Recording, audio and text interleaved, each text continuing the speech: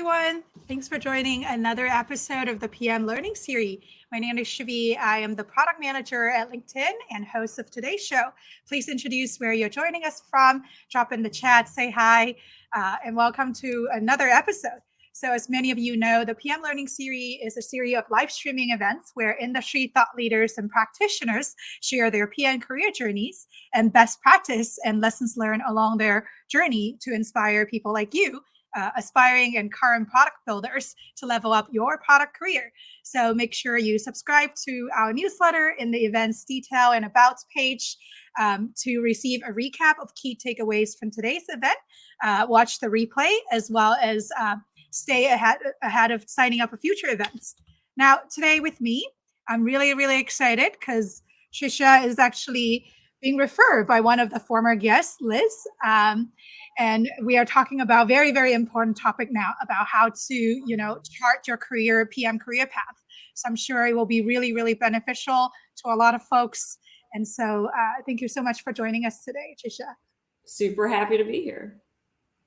All right. So Tricia is the general manager of augmented content experience on Prime Video at Amazon, a multidisciplinary organization that builds an immersive product experience for streaming videos and live sports to bring consumer close to the entertainment they know and love. Tricia has over 20 years of experience leading and growing technology teams on both small and large scales with a focus on innovative technologies paired with intuitive and impactful product design. She is particularly passionate about bringing the worlds of technology and entertainment together, bringing together arts and science to create new experience for consumer across the globe. I think it's a very interesting and exciting space, tech and entertainment. So I was saying hi to some folks joining us from Nigeria, Montreal, Iran, India, San Diego, Austin, Texas, LA, Florida, New Jersey, Armenia. Thank you so much. And UK, thanks folks for joining. Please continue to drop in the chat, say hi, and what questions you might have for Tricia. All right, without further ado, we have quite a bit of question to dive in today and hear about your experience and perspective. So Tricia, why don't you tell us about your career journey? Like what was your path into product? Yeah, it's not an obvious path. Into product is fairly straightforward, but the rest of the journey is a little meandering. So I'm Asian American, grew up in Northern California and studied computer science, as one does, right? Bachelor's and master's. But what I was finding as I was studying computer science is that what I was really drawn to was what computers do for normal people, the people that live outside of Silicon Valley, that touch and engage with tech experiences that don't even know that tech is driving them. So, but when you go to school in Silicon Valley, it's sort of natural to go to startup or big core tech company, right? And so I went up to Microsoft, and actually my first job was program management, which is now called product management from back in the day. And I grew up as a product manager or program manager at Microsoft, primarily on entertainment products. So Office, Zune, Xbox, gaming studios. And then the thing that I will say about the journey is that if you squint, there's two through lines that kind of go through all of my career experiences. One of them is that I'm always working on products or at companies that I feel like are putting things out in the world that help people be happy and bring a little bit of delight and joy into their life, whether that's travel, or music or video or streaming services now. So that's one theme. And then the other theme, whether it's big company or startup, is entrepreneurship. Like if you look at that path, it's startups at big companies, which some people say is a line, but is really true, and actual startups. And so, because I like charting new paths and hitting growth stage places. So, after about eight years at Microsoft, I went to business school and then started the meandering journey of doing product and tech in a bunch of different places, right? A financial startup that was 3 people. I went to a travel company that was privately owned called Viking Cruises, which turns out to be the biggest cruise line for people over the age of 50. I went to Sony, which doing technology at an entertainment company.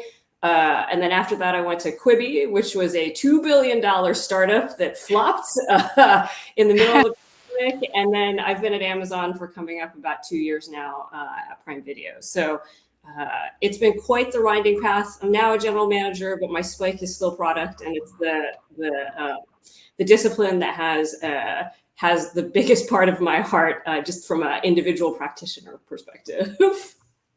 Yeah, definitely. What an unconventional path into so many different places and roles, and so definitely a lot to unpack.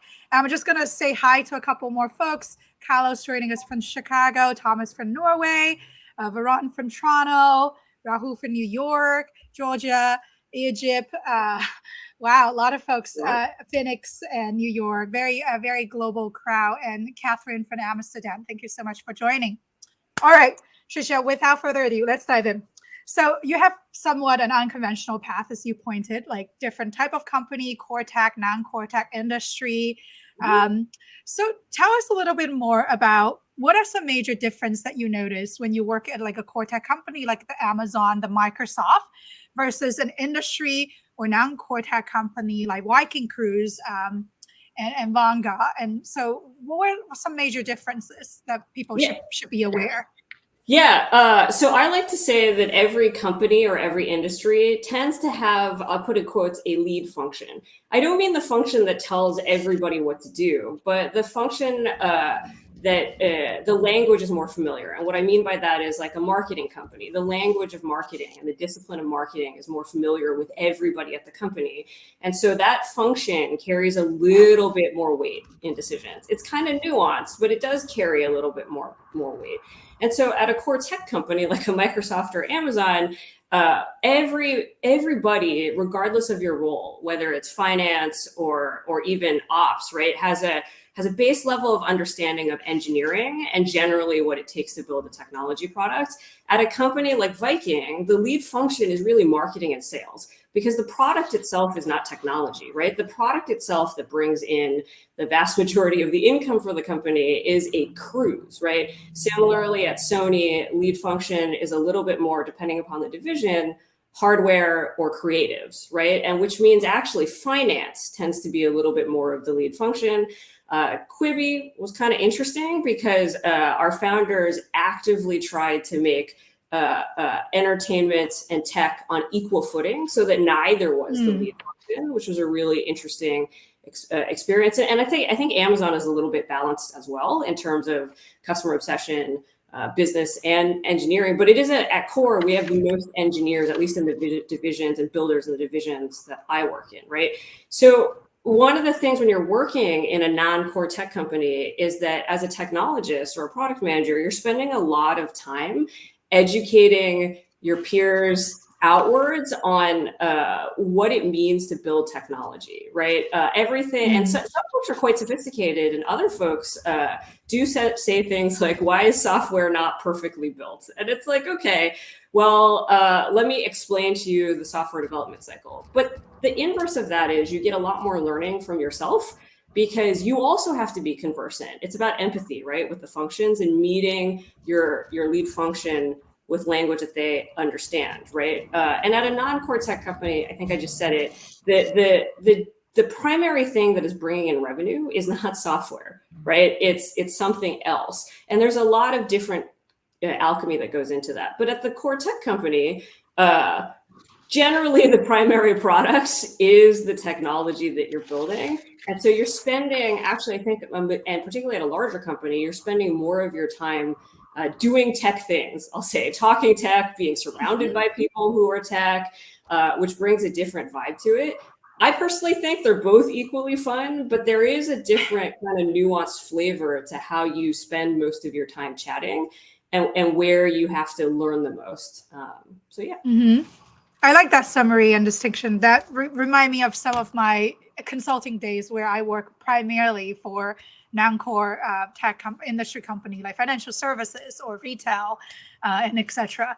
So let's dive in, because I think there's 3 paths that I heard from the past. A lot of our audience and community members are really interested in, especially for people who either want to become a PM now that it's becoming such a popular job, or grow bigger within the PM role, right? So let's dive into the different flavors. Yeah. So the first flavor is for people who are working in an industry ideally probably like having anywhere between like 5 to 10 to potentially even 15 years of, career in like a product adjacent role in an industry, right? Or a non-core tech. So their role might be marketing, they might be sales or customer success. And so they have some years, in that domain, like working in a bank or a healthcare company. But now they heard about product management. They start doing some career reflection. They want to pivot into product. Yeah. Well, the second question I would ask you is, how would you advise them to pave that path to product? But the first question I will ask you is, do you have a framework to help people think, should they be pivoting into product? Like, how should they make that decision? Because they are midway in their career, right? So there's some level of trade-off and, thinking through like, how should they be balancing their current role and becoming a product manager? Yeah. So I actually have a framework for making career choices that doesn't have anything to do with pivoting industries, right? For me, it comes down to my general advice is, and I coach this deeper into my teams as well, really ask yourself, where do you picture yourself in 5 years as your North Star? Snap your fingers. Whose job do you have? If you could have anybody's job, and why? Because the why is really important, right? Which we'll get back into in the product section, right? And then, I'm really big on learning skill sets and really deeply investing in learning the skill sets to get you there. Because if you have your North Star career goal, then you can self-reflect on what you're really good at and the areas that you're not so good at. I think the next role is the one that gets you something in your, what I call your skills backpack, to help you on your journey towards that North Star goal. And you can get that at core tech companies or non-core tech companies. You can get that by switching roles, switching journeys, but it doesn't mean that your trajectory is always going to be up and to the right? Like if you look at my career, you're like me, I'm meandering quite a bit, right? I ran a team of 150, then I ran a team of 12. I ran a team of like 60, and now I run a team of 150. And for me, it's about choosing whether to pivot is a lot of, why are you pivoting? What's it going to get you? Are you invested and excited about the thing that you're going to go do? Because I actually don't advise folks to take that next pivot or that next journey just to advance. I know that some people do, and that's okay, right? But it just hasn't worked for me in general, because you're not fully invested in the journey, and you're much more fully invested in the outcome.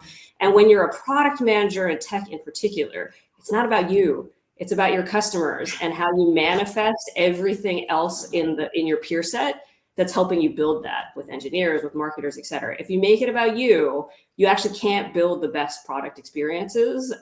So that's the sort of generic answer to how I advise on career choices. I love the quote. I'm just going to double click on that one first. Fully invest in the journey, not the outcome for yourself. So I like that. Yeah.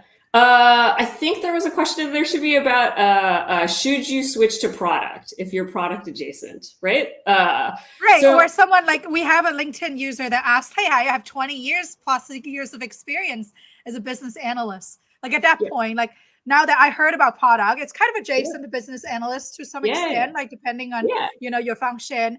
And then, so should I join, like become a product manager? Because I heard so much vibe about it. I'm joining this PM learning series, right? Totally. So what's your advice to people? My advice is to really ask yourself why you want to join product. Because here's the answers that I, at least for me, right? You should join product because you're excited about thinking and dissecting about customer problems, about users using technology. When you pick up an app on your phone, you can't help but think about, man, it would be so cool if, this isn't working, but it would be better for customers if, right? If you want to put things out in the world that people interact with, that's why you should go into product. Why you should not go into product is if you sit there and go, oh, product managers get to order a bunch of people around, which sometimes I do see, right? It's like, oh, as a product manager, I get to tell engineers what you get to do. But that, I think the biggest catch is that's not what product is about. Product is about really thinking about a customer that may not be you and figuring out how to make their lives better through an unmet need, which means like if you're looking to be product adjacent, if you're looking to go into product, the advice I have is to really deeply read and learn about things like the basics of engineering, right? Take a couple Code Academy courses. And the reason why is so that you can collaborate and force multiply your engineers better, not so that you can tell them what they need to build, right? Study design and UX principles, read books on that, because that'll help you understand, study psychology, so that that will help you understand how do this wide swath of users think about your product and your business. Study products. And if in all of that, if the idea of studying those areas makes you go, I don't want to do that, probably don't switch into product. But if you're like, yeah, I love reading these books, I love listening to talks, I can't get enough of it, then yes, absolutely switch into product. Because for me, that's really what we were just talking about, is do it for your passion and your interest in the surface area, not for, I'm just going to say it, not for power and control. That does not a good product manager make. But yeah. Right. Definitely. I love to invest in understanding the technology, the psychology, the users thinking about product, like can't stop thinking about it. Those are the right signals to like double down. Hey, this is the right career. And those are the ways that like how you can prepare yourself to talk about it during interviews or, getting opportunities to work in product. Let's talk a little bit about people who are working in, let's say, non-core tech, like in a bank, in a healthcare company, retail company. They're currently PMing there or trying to get opportunities to PM there. Now, do you suggest them to switch at some point in their career into tech so that they can become more of that elite function and talk more about the product lingo and language, Sure. or they should continue to, advance in the non-core tech space? This question is so hard, and it's also because it's so dependent on the individual and their North Star, right? I think let's do a couple hypotheticals. If you're looking to if your North Star is to reach the most possible people with technology, and you want to go up that route or start a technology company, yes, you should absolutely do a tour through a core tech company, right? Because what you do learn is sophistication and software excellence at scale, right? And the story I'll tell is, even when I was graduating from college, I had a couple mentors that said, hey, if you really want to start a company, go spend some time at core tech and then come back out and start a company, just to see and feel what that looks like. Because if you're successful at growing and scaling a tech company, you'll need to know these skills anyway, right? The flip side of that is if you have, if your life's passion is, I don't know, travel as an example, or eco-friendly food services or something like that, right?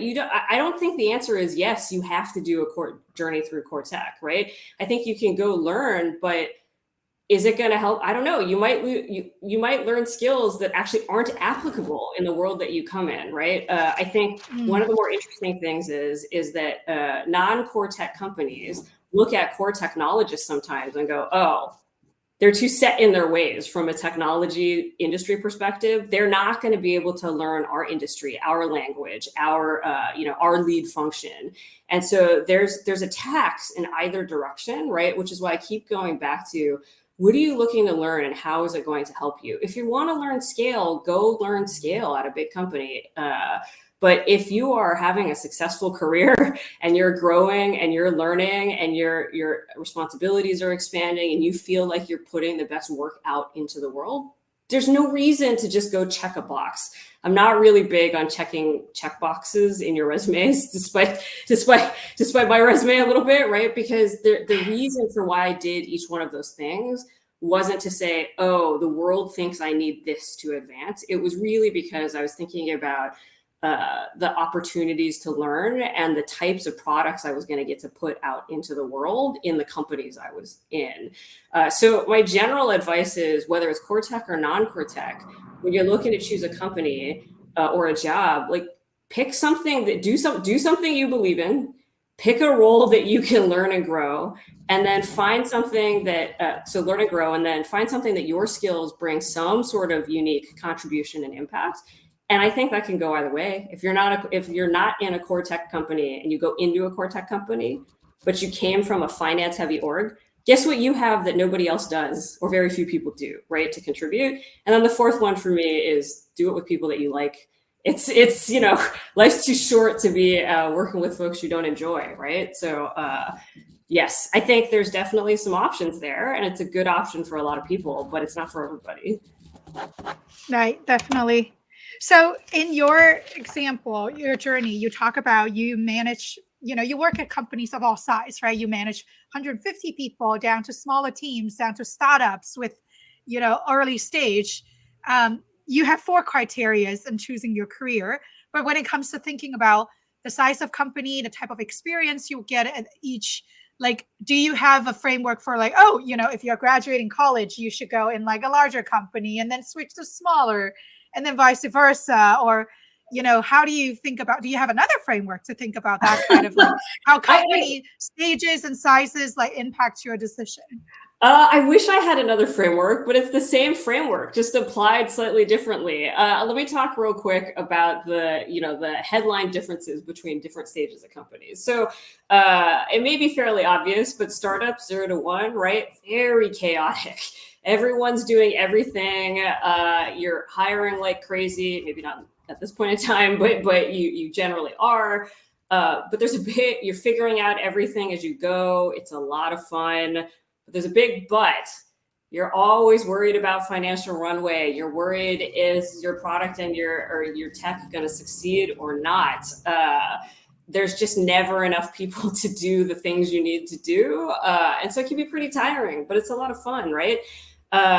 Bigger, mature companies or mature divisions and larger organizations, there's a little bit more structure. There's a little bit more history. There's an ingrained customer base. There's a lot more context and a lot of sort of people you've got to bring along with you as you're leading your team and your journey. But you do have a megaphone for everything that you're doing. You can impact a lot more folks.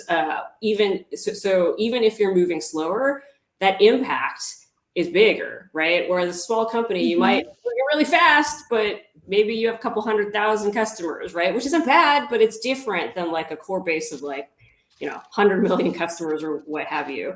And then there's something in between, which I actually personally gravitate towards, which is growth stage teams, not companies, growth stage teams, right?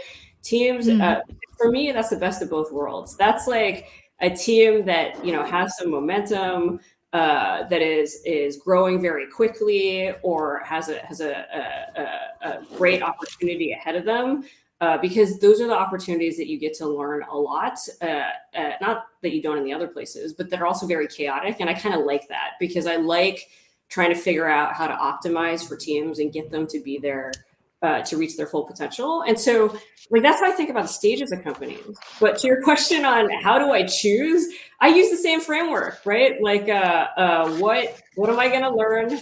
How am I going to impact this particular team or this particular company at this stage? Who are the people I'm going to learn from and learn with, right?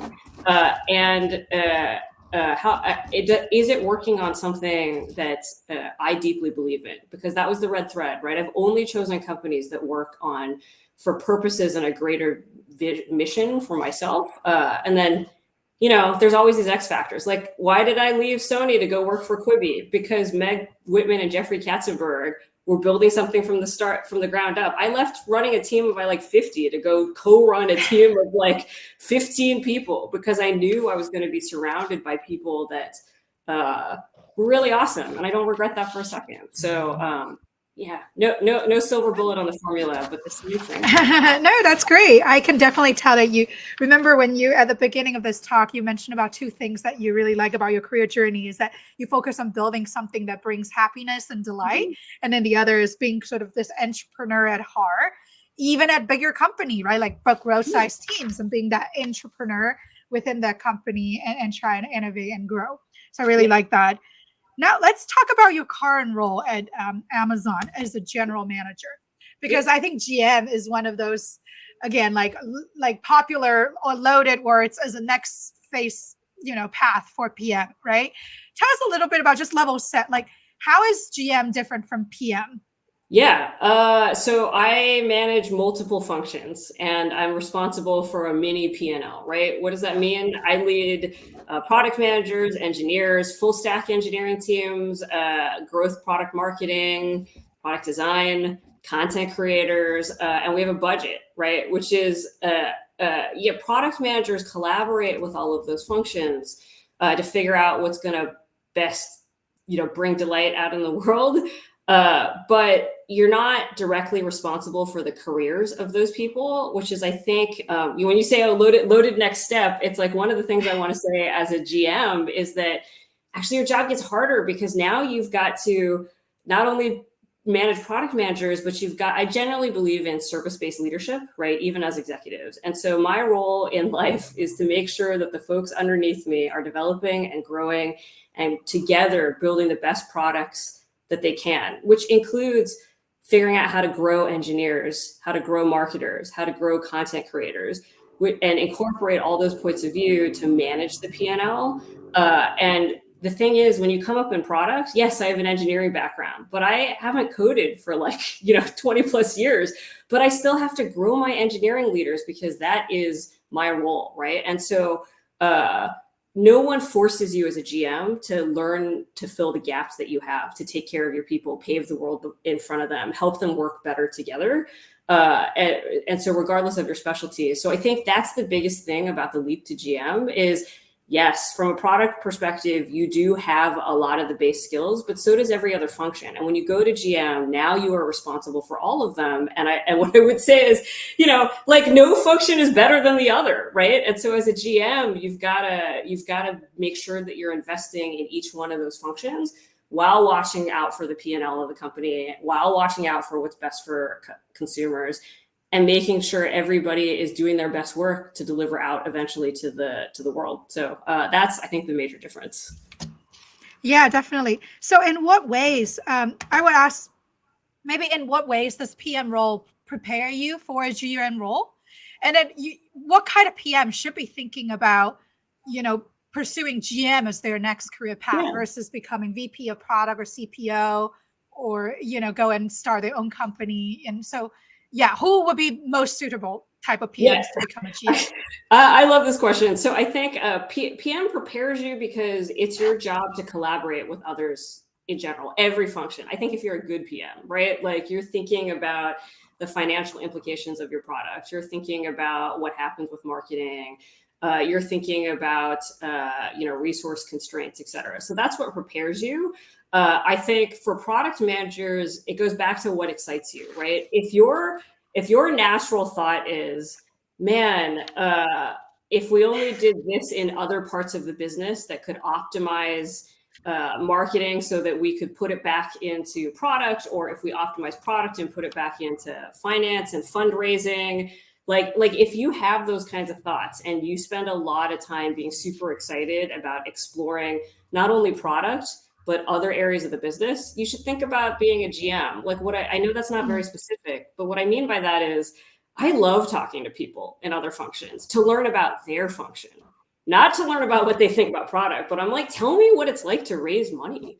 Tell me because as a product manager, I remember thinking, man, if we could just extend our runway or we could save some money over here, like we could build better products. Or when you think about HR, like I think about incentive structures that help build better products, right? Like why are our product managers focusing on the things that they're focusing on? Oh, it's because they're rewarded that way through HR or otherwise. Like if those are the things that come to mind, a GM path is a great one for you, right?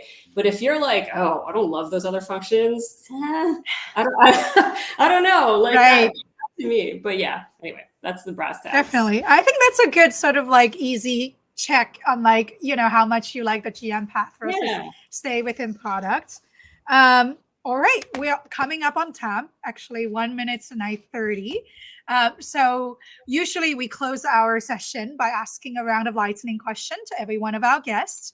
Are you ready for the challenge? I'm ready. Let's do it. All right, drum roll. All right, the first question is, what's your favorite product currently and why? My favorite product is an app called Down Dog Yoga. So it's an app that basically got me into yoga in the pandemic, never done it before, and has kept me. I actually pay for it. It is very good at onboarding and very simplistic and has very sort of subtle ways in CX to keep you coming back. And it does what it meets the need that I have, which is doing yoga on a regular basis. So I think it's a very well designed product. That's awesome. I'm gonna really wanted to look into that. Second question: who would you consider as your product role model that you have influenced your thoughts about product, or someone you admire? Yeah, very easy. Guy's name is Jay Allard. He was a vice president of Zune and Xbox at Microsoft, and was Microsoft's, I think, first chief product officer. Very formative mentor for me. When I graduated college is one of the first couple jobs I took. Really taught me to think systematically about leaning into your passion, about product is about everything that I just talked about in this call. And he's also the father of the Xbox, right? So still formative to this day, but one of my early mentors. So yeah. That's awesome. What's the one final advice, parting advice or resource you want to offer to this group? I think people are having their own conversation as we speak as well about different experience growing into product. Just maybe any parting advice for folks.